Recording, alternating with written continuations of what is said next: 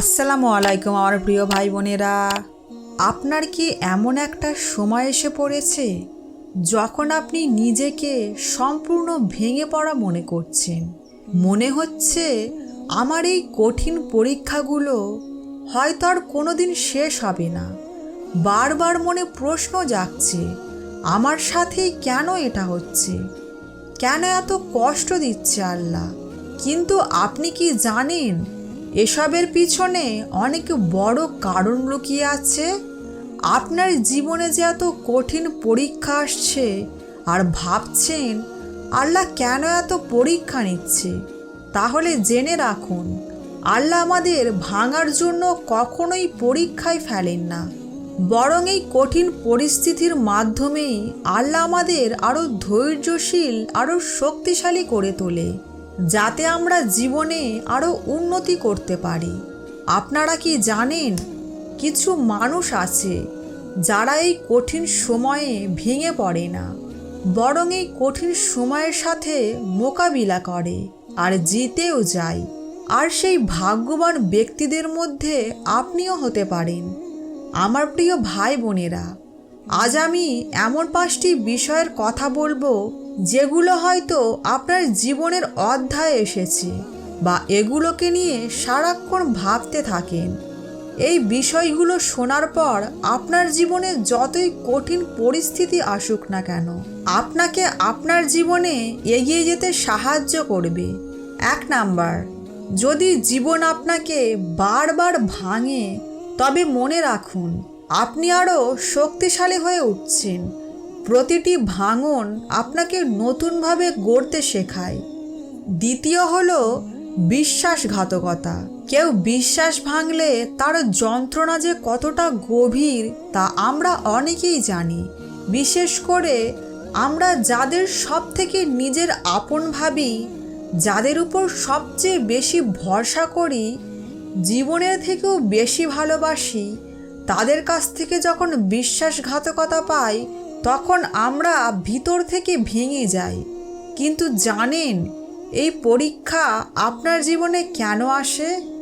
এর মাধ্যমে আল্লাহ আপনাকে বার্তা পাঠাতে চাইছেন।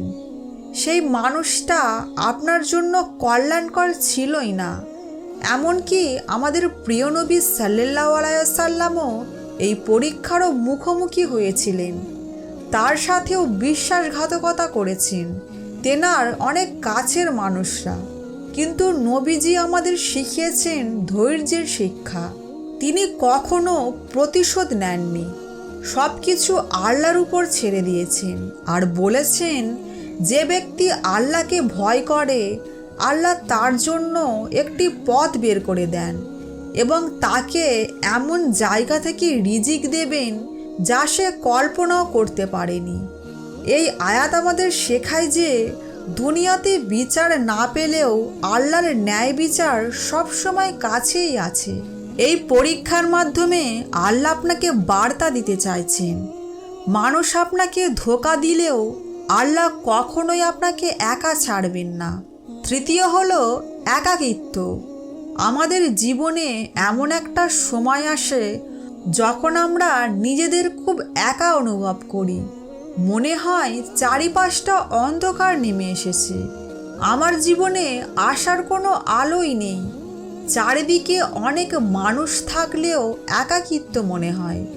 আপনি কি জানেন এই একাকিত্ব এক ধরনের পরীক্ষা, আর আল্লাহ আমাদের এই পরীক্ষার মধ্য দিয়ে নিয়ে যান যেন আমরা তার আরও কাছাকাছি যেতে পারি। হযরত ইউসুফ আলাইহিস সালামকে অন্ধকার কূপে ফেলে দেওয়া হয়েছিল।